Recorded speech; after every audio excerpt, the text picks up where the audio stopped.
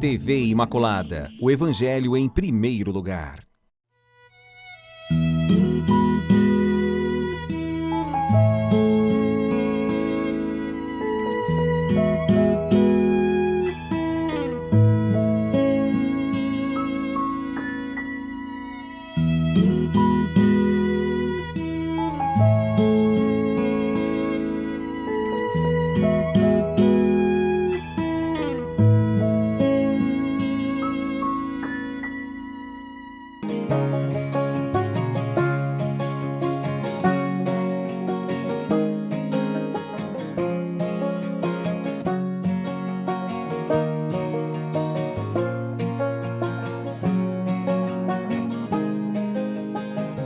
Olá, queridos amigos, estamos aqui iniciando o nosso programa, mais uma vez, Páginas da Bíblia com todos nós.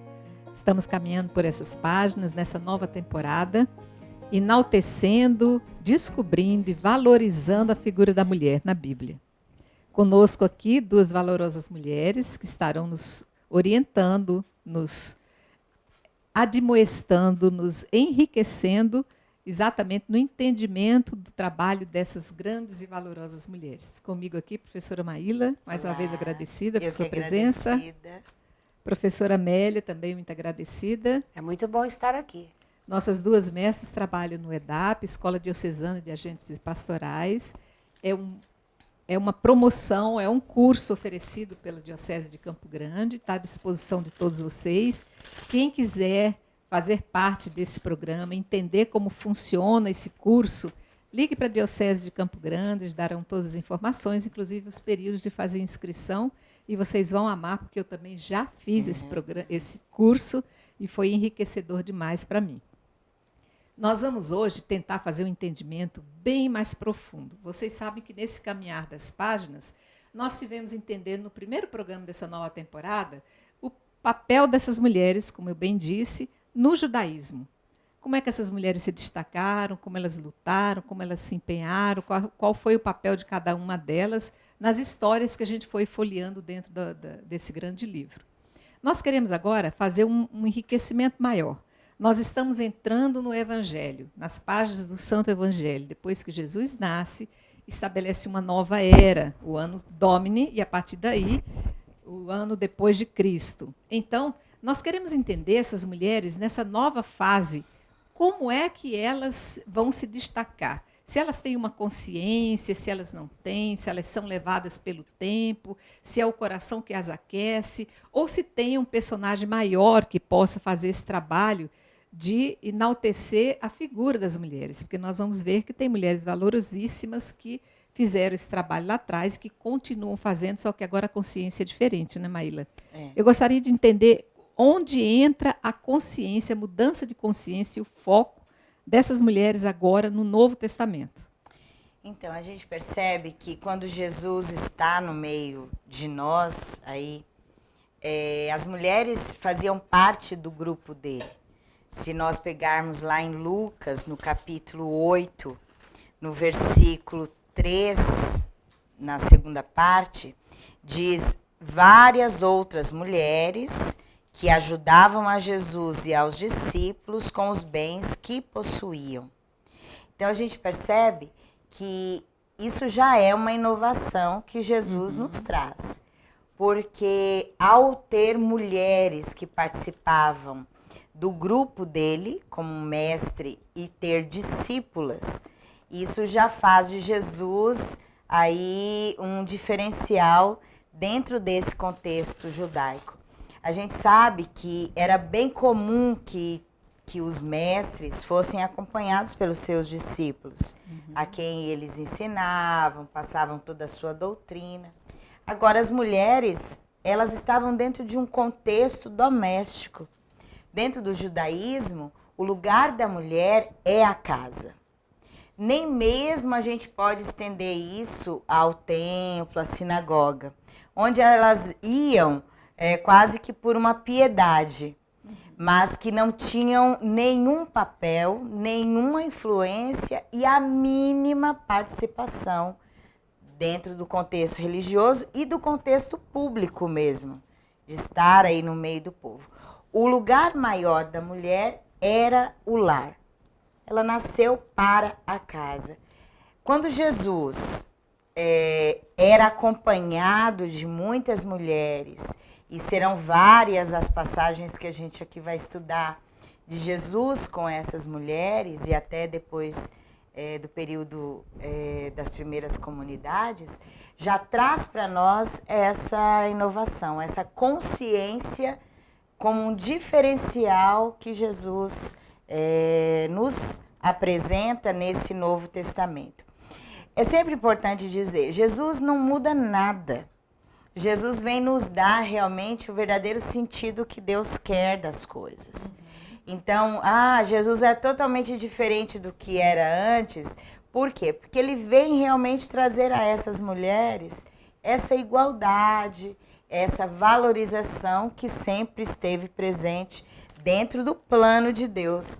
Nós, seres humanos, é que acabamos desvirtuando e modificando as coisas conforme o nosso entendimento.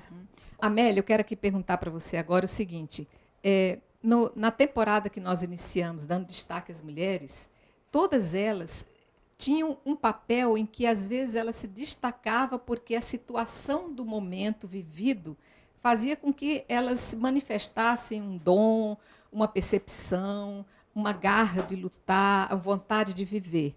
Já aqui, nessa nova fase em que Jesus vem instaurar um novo caminho, Jesus parece que motiva de forma mais consciente a sensibilidade dessas mulheres no despertar do seu trabalho junto da sociedade, como se quisesse dizer, vocês mulheres têm que trabalhar junto com a sociedade e não à margem da sociedade. Talvez isso tenha despertado esse calor mais forte dentro de cada uma delas, que são essas que nós vamos agora conhecer, né? Isso, quando a gente, nos outros programas, falavam das mulheres, nós percebemos em alguns programas que a gente trabalhou que as mulheres, mesmo à margem, sem direito a nada, elas se reuniam em alguns grupos, né? A gente chama grupo de resistência, e lutaram. Mas com Jesus fica tudo diferente. Jesus é aquele que vem e traz a novidade. Mulher e homem são iguais perante Deus. Então vai dar mais força. E logo no começo do trabalho de Jesus, da sua missão, ele já começa a mostrar esse lado dele. Né? Ele gosta que as mulheres participem com ele. Ele valoriza as mulheres, aí como você fala, vai despertando cada vez mais para que as mulheres venham atrás de Jesus. As mulheres vêm vindo, vêm vindo. E você só vai descobrir isso nos textos se a gente começar a entender bem. Tem um texto que fala da sogra de Pedro, né? Que estava doente, aí Jesus cura, aí o texto assim, ela pôs-se a servi-lo. Foi fazer cafezinho. Deve ter feito chá, café, comida, porque a mulher atende bem, ela é da casa. Mas o pôs-se a servi-lo é o significado que ela passa a segui-lo. Vai ser uma das seguidoras de Jesus. E de forma mais ativa. Agora, mais ela ativa. não tem medo de aparecer. Ela faz questão de, com aquele gesto, aquele momento, dar exemplo para que outras façam o mesmo. Isso, né? Elas vão arregando, né? Vão trazendo as mulheres também. Nossa, é bem assim, né? Tem um Jesus aí que está nos colocando junto com ele e com os homens. Então, elas passam a participar com Jesus, homens e mulheres e homens seguindo Jesus. É uma nova vida, por isso que elas vão seguir, né? Por isso que elas seguem. E vão famílias todas atrás, de homens que começam a entender esse projeto de Jesus e as mulheres também passam a fazer parte. Então, Maíla, aqui na minha Bíblia, que eu tenho a Bíblia de Jerusalém, né, que é uma edição bem voltada assim, para um aprofundamento maior, ela é gostosa porque ela traz muita nota de rodapé, é um ensinamento bem doutrinário mesmo. Né? Nesse capítulo 8º de Lucas, vai começar dizendo a companhia feminina de Jesus. Né? Como se as mulheres agora tivessem visto naquele homem uma força diferente. Agora, nós mulheres não precisamos temer. Né? Porque não só temos que levar em consideração que o mundo árabe, a mulher, ela não podia aparecer, ela não deveria aparecer. Obrigatoriamente, ela se mantinha às ocultas. Né? E aqui, Jesus traz essa mulher de volta não, traz ela pela primeira vez à tona. Né? Porque não só ele tinha sua mãe Maria, que também agora, por ser viúva, por ter ele como filho único, precisava da força dele, ele tinha o entendimento de que essas mulheres tinham muito a ensinar também, né? Sim. É porque a presença dessas mulheres vai trazer para o grupo de Jesus e para essa cultura todo esse específico do feminino, né? Então, e aí me chama muita atenção, eu fico imaginando que para trazer essas mulheres para o segmento, para o discipulado, Jesus precisou também trabalhar com esses homens. Para aceitar essa nova realidade. Claro, porque imagina, como que nesse grupo de 12, claro, não se tira a importância do grupo de Jesus com os 12 apóstolos, que ele escolhe, nesse não tinha a presença das mulheres, mas o discipulado era maior. Então, uma coisa a gente sempre tem que lembrar, Jesus com os 12 apóstolos, Jesus com os discípulos, esse grupo maior. E nesse discipulado, as mulheres. Mas, para trazê-las, o quanto não deve ter sido trabalhar com esses homens. Dar né? um novo olhar para a pessoa da mulher. Né? Isso. Que não era só do lar, esposa, para cuidar da família, porque era muito terrível. Completamente, a mulher estava em pé de igualdade com o cavalo, com a vaca, com o estrangeiro, com a casa, com a terra. Porque era visto como um objeto. Isso. É um bem. A mulher era um bem, como você tem o cavalo, como você tem a casa, como você tem as suas posses. A mulher era posse. Então, Jesus vai ter que ir trabalhando isso. E dentro desse mundo judaico, semítico, né? Que a gente tem Jesus, realmente a mulher era para ser escondida. Né? Ela não tem esse papel de ser revelada, a não ser para o marido, né? A não ser dentro desse ambiente bem do lar. E a gente percebe que Jesus vai quebrar tudo isso. Então, eu vejo aqui a primeira mulher que é citada aqui ainda nesse capítulo 8º, Maria, que é chamada Madalena, né? Que é aquela que era possuída por 7 demônios. Fala em Joana, mulher de Cusa, que você pode até me orientar realmente alguma coisa a respeito disso. Susana, que tem uma história belíssima. E, pelo jeito, essas mulheres vão acompanhar Jesus ao longo desses 3 anos. Não sei exatamente em que época elas entraram nesses 3 anos, mas a partir do momento que parece que ela se deixa tocar e ser contaminada por essa nova ideia de redenção que Jesus traz, elas começam a fazer parte desse mundo, né? Sim. E, de certa forma, para os homens, era interessante, porque elas passam o seu aconchego que eles precisam. De certo, essas mulheres é aquela que ia buscar o cobertor à noite, era aquela que ia acomodar cada um no seu canto, era aquela que ia se preocupar com a água enquanto Jesus estava ali pregando, era aquela que ia tentar esquentar uma comida. Elas iam começar a dar aquele suporte. Eu acho que passou a ser bem prazeroso ter essas mulheres ao redor deles, né? Com certeza. Então, o mais importante que além de tudo isso, a mulher passa a ser a irmã, uns dos outros irmãos. É colocada com Jesus em pé de igualdade. Tem o mesmo valor, né? Ela pode também ser uma discípula, assim. E o bom que aqui, no texto que você citou lá em Lucas 8, fala que são procurador de Herodes, né? São mulheres que estão na sociedade que tem bens. Elas gostam tanto do projeto de Jesus que elas também são incluídas, né? No mesmo patamar.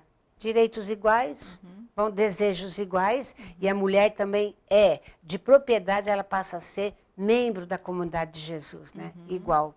E aí quem pessoa. Tem pessoas, cidadã, né? Isso. E que aqui se elas têm posses, passa a colaborar, porque dá para imaginar, Jesus e os seus andando por aí, alguém tinha que dar um sustento. Né? E elas passam a colaborar e fazer parte da comunidade. Me fez lembrar aqui agora, aquilo que na igreja nós valorizamos e talvez até precisamos resgatar o papel das mães espirituais, que é um pouco isso. Como fala no texto, algumas mulheres eram discípulas de Jesus, colaborando para que a missão deles acontecesse. Então, algumas, claro, não podiam estar saindo, caminhando, como um grupo mesmo de discípulos, mas essas colaboravam na missão. E por que eu falo do papel da mãe espiritual, dessas mulheres espirituais? Porque é um pouco isso. Nós devemos, junto aos missionários, aos padres, aqueles que se dedicam realmente a essa missão de anunciar Jesus, não só uma colaboração e uma participação ativa, fazendo o mesmo, mas quando isso nos impede, nós sermos essas colaboradoras no sentido dos recursos para a missão e principalmente no sentido de rezar por eles, porque essas mulheres davam esse suporte, tinham esse olhar cuidadoso de uma mãe, de uma esposa, mas com certeza eram essa base espiritual também desse grupo. E uma coisa muito importante que você vai perceber, quando a gente começa essa visão que a gente deu um pouco agora, né, da questão das mulheres, a gente vai percebendo com essa visão como que naquela época Jesus foi revolucionar todo o jeito de ser de uma sociedade, de uma religião machista, né, que era o judaísmo, desse povo semita todo. A gente vai percebendo então, né, que Jesus faz um tratamento diferente. Ele coloca homens e mulheres em pé de igualdade. Ele revoluciona, né? Isso vai causar muitos problemas também.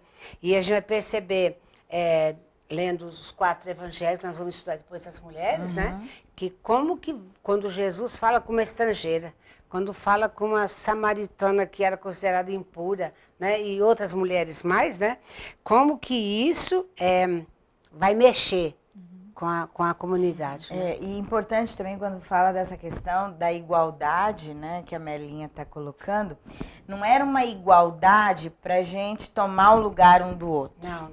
Era uma igualdade no sentido de que cada um vai colaborar nesse grupo, na missão, com aquilo que é seu específico. Porque quando se fala hoje de igualdade entre homens e mulheres, às vezes está ligado a tomar as mesmas funções que agora o outro tinha. A mulher quer fazer o que o homem faz e vice-versa. Às vezes as coisas se trocam também. Não, igualdade aqui, a igualdade que Jesus nos traz, primeiramente, é que cada um saiba o seu valor diante de Deus. Segundo, que nós reconheçamos que o outro tem valor. O homem reconheça isso da mulher e a mulher reconheça isso no homem. E em terceiro, nessa igualdade no plano de Deus e nas nossas relações, podemos cada um fazer aquilo que é o nosso específico, que faz tanta diferença. E a gente lê nos evangelhos e percebe que Jesus, nas suas curas, Jesus vai curar não só homens, cura mulheres também, né? Então aí isso é muito importante. Vai criar, imagina um conflito que não criou com a comunidade judaica. E deixar bem claro que assim como Deus Criador estabeleceu igualdade entre homem e mulher ao fazer Adão e Eva, Jesus vem reforçar essa criação, ou tentar restabelecer a dignidade desse homem e dessa mulher que já estavam se esvaziando no seu reconhecimento de dignidade, né? Então Jesus estabelece, não, peraí, essa mulher está muito para trás, vamos trazê-la de volta, vamos igualar, vamos recomeçar o entendimento da criação. Ele, como criador, não poderia deixar passar isso aí, né? Mas nós vamos saber algumas coisas de mulheres que vão trazer um papel fortíssimo aqui na caminhada com Jesus. Não deixe de estar conosco, já voltamos para citar alguma dessas mulheres. Até mais.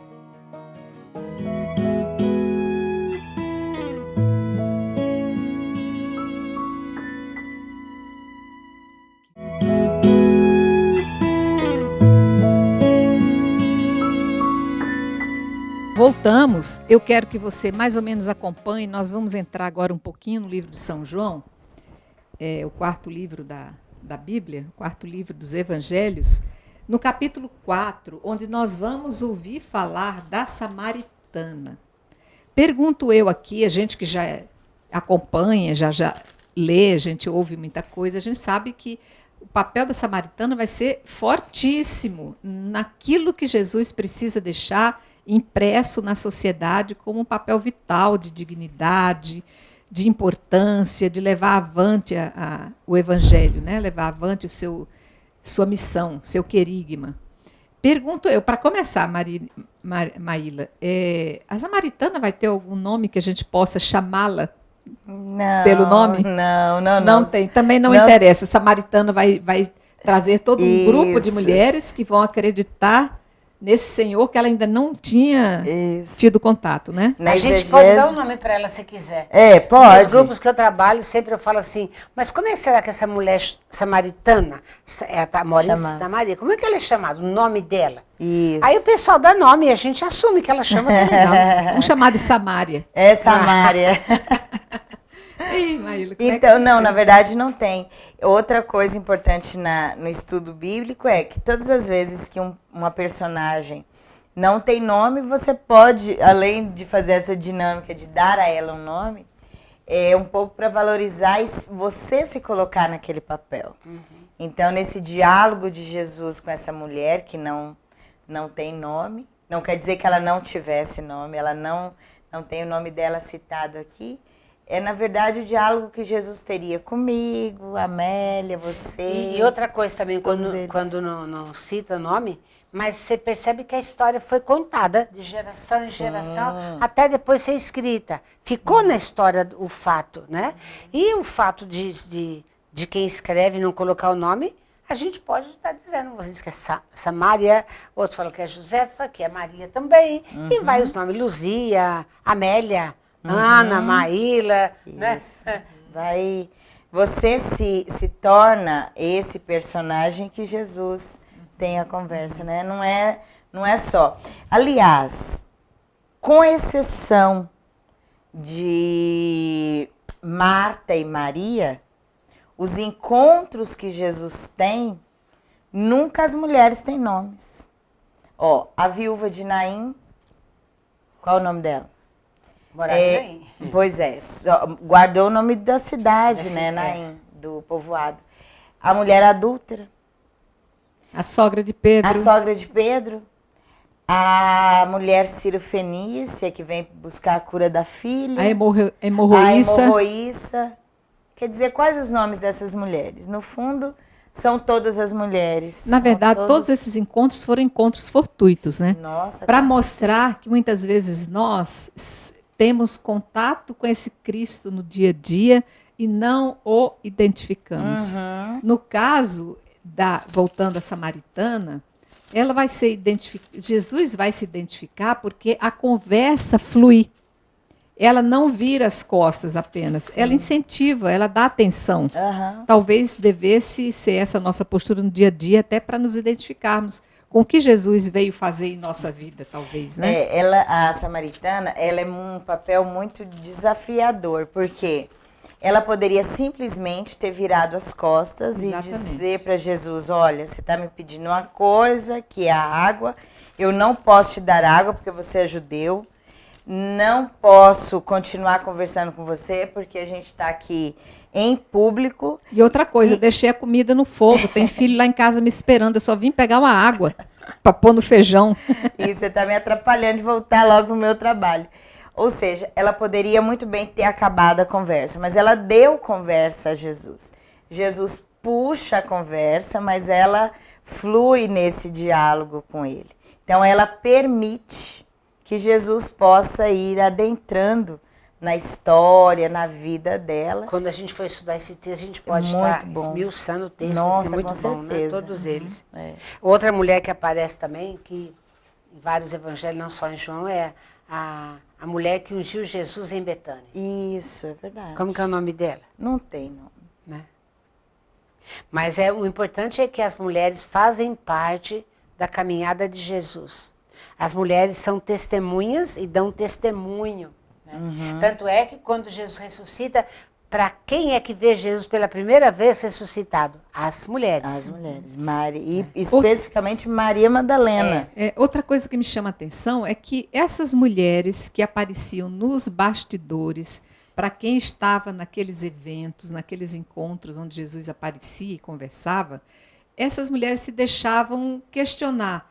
Uai, mas tem gente, tem mulher andando com ele, eu gostaria tanto de fazer isso também. Isso talvez fosse um alento, um incentivo de dizer assim, olha, eu posso fazer alguma coisa diferente do que só ficar em casa, escondida, esperando o marido chegar para fazer uma comida. Eu quero aprender isso, eu quero ler sobre isso, porque passou a ser assim uma sinagoga itinerante. Isso. Porque Jesus era o próprio livro sagrado que caminhava com aqueles ouvintes e estava oferecendo essa palavra viva a cada pessoa e cada lugar onde ele estava, cada região onde ele chegava. E essas pessoas eram convidadas a ouvir essa palavra, né? Sim. Eu penso que essas mulheres podem ter se sentido muito estimuladas, muito incentivadas a dizer, venha para o grupo, venha você também. Isso. Né? E principalmente pensar também assim, nem tudo que nós somos estimulados a fazer agora, nós vamos conseguir. Porque mudar uma estrutura de cultura, de relações é muito difícil. Quebrar as amarras, né? Nossa, a gente leva décadas e séculos às vezes. E ainda assim a gente não consegue. Mas acho que é importante o que elas trouxeram. A possibilidade. Então, Jesus, ao trazê-las para o grupo, abre para essas mulheres esse horizonte de que é possível. Que a mulher também tem entendimento, que a mulher também tem sabedoria e que ela pode colaborar tanto quanto o parceiro. Exatamente. No reino de Deus, elas têm lugar. E aquela passagem que ele diz assim, Deus escondeu isso do sábio e revelou aos pequeninos, a gente pode usar esses pequeninos como sendo essas mulheres. Até então, quem que tinha essa palavra, quem tinha esse entendimento? Os homens, e cada vez mais dentro da sociedade, os mais, num grau maior, de maior importância, Jesus então vem e diz, a todos pode chegar a minha mensagem e todos estão abertos a participar e se tornar aí testemunhas dentro dessa sociedade para o reino de Deus. E é bonito os textos que você citou, porque ele fala, ele agradece a Deus, porque os pequeninos, não, os excluídos, as mulheres, os jovens, aqueles mais excluídos da religião da época e da sociedade, são aqueles que mais compreenderam qual era o projeto de Jesus. Me chama a atenção aqui também que não vamos dizer que só aquelas mulheres que ficavam em casa é que foram atingidas. O povo da monarquia também se deixou tocar por essa palavra que invadiu os templos, invadiu os palácios. Vamos lembrar aqui da mulher de Pilatos, que começou a acompanhar Jesus nas suas falas, e chegou a ponto de sonhar à noite com o que ele dizia, e por trás dizia para Pilatos, não faça isso, não condene esse homem. Tanto é que Pilatos vai lavar as mãos, já com medo de cometer um ato muito mau contra aquele homem, que pelos ouvidos da mulher era um santo homem. Né? Ele se deixou levar. Então a gente vê que a palavra do Senhor começou a trazer uma influência profunda na sociedade toda, né? Sim.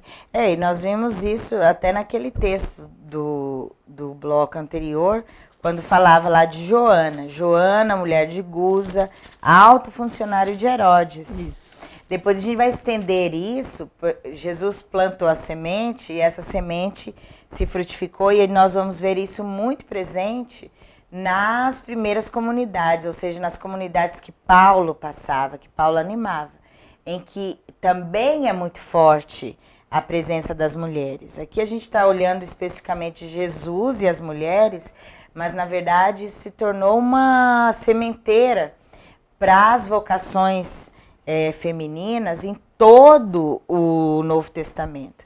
Então as cartas de São Paulo, ele não cansa de sempre citar o nome das diaconisas, daquelas mulheres que são coordenadoras da comunidade, Lídia, né, Febe, Priscila, e essas são aquelas que ele deu nome.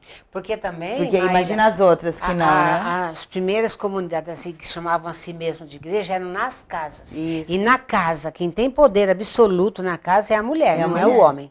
Então, aí, a mulher, então, ela coordena as comunidades. Sim.